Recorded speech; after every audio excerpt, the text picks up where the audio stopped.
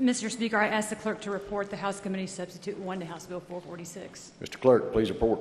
House Committee Substitute 1 to House Bill 446. Lady from Graves. And I move for adoption, please. Question for the body is on adoption of House Committee Substitute 1. Is there any discussion? Seeing none, all those in favor, please signify by saying aye. Aye. All opposed, nay. Motion carries. House Committee Substitute 1 is adopted. Lady from Graves. Thank you, Mr. Speaker. House Bill 446, as amended by House Committee Substitute 1, seeks to amend KRS 508.025 to expand assault third-degree charges to individuals who cause or attempt to cause physical injury to a justice or a judge of the Court of Justice. The goal of this proposal is to provide these public servants with the same protections from assault as peace officers, probation or parole officers, social workers, teachers, school bus drivers, and others under current Kentucky state law. This legislation comes on the heels of a surge in acts and threats of violence towards public servants across our nation. Over half of judges report threats to their safety, and actual acts have risen sharply in the past few years.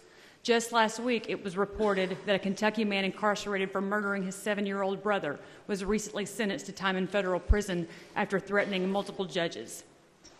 This provision is supported by over 180 district and circuit court judges in Kentucky and the president of the District Judges Association.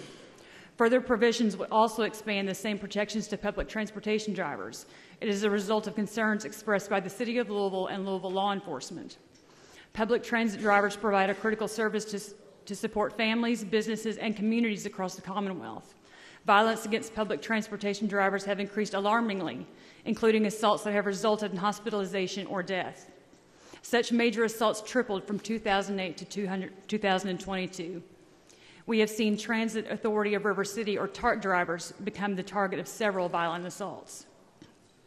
This proposal is a public safety priority for local leaders in Louisville this legislative session, and further demonstrates the General Assembly's commitment to partnering with local leaders across the state to enhance the quality of life for all Kentuckians. And Mr. Speaker, I ask the clerk to report Floor Amendment 1 to House Bill 446. Mr. Clerk, please report. House Floor Amendment 1 to House Bill 446. Lady from Graves.